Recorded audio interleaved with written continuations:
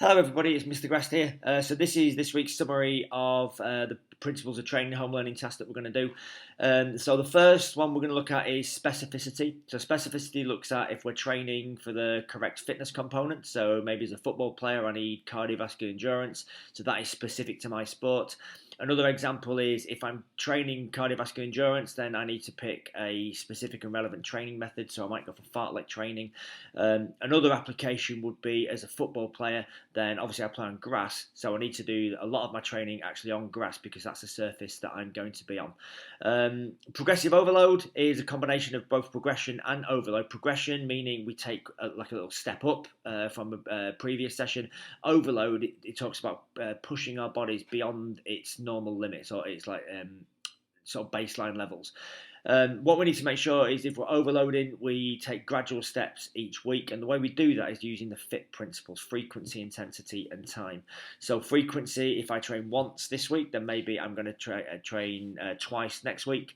With the intensity, maybe if I'm running at 70% of my maximum heart rate this week, then I would run at 75% next week. And with the time, maybe my fartlek training session was taking 20 minutes last week. So what I'm going to do is push that up to 25 minutes this week. So what we need to do is take it gradual, step by step. That kind of avoids this next one of overtraining. So we need to make sure we distinguish. Overload is good. We're pushing our bodies beyond its boundaries. Overtraining is bad. And overtraining means we've pushed our training a little bit too much on a week-by-week schedule, but also we've not allowed rest and recovery in there. Because what we need to consider when we're training is the actual purpose of the physical sessions that we're doing. So when we're out there doing our fartlek session, that is every bit as important as the rest and recovery we're going to get afterwards. So if we don't allow rest and recovery, we can get overtraining syndrome, which can lead to mental burnout. So we're unable to do our session, and it can lead to things like overuse injuries. That kind of is avoided if we look at this next one of individual needs. So it's very closely linked to specificity. So specificity, we're saying a football player needs cardiovascular endurance and they're going to do fartlek training. Now, individual needs factors in things like age, gender, fitness level, the level of performance. So whilst if we compare ourselves to elite athletes, a Premier League football player does need cardiovascular endurance. They do need to do those fartlek sessions.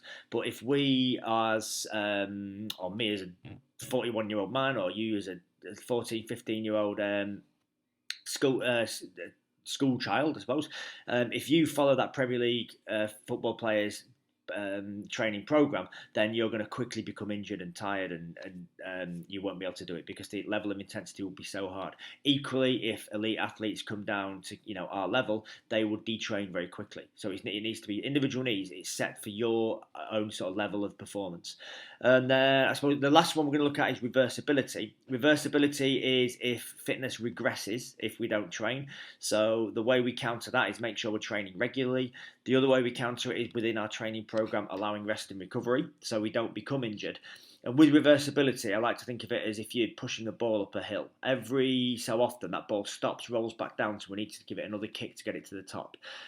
That's the same with the fitness. We need to keep stressing our bodies sort of regularly. So as fitness starts to unwind, we push it onto that next level, and that's done through the progressive overload. So that's a summary of that. The one on methods of training, which starts tomorrow on the Tuesday.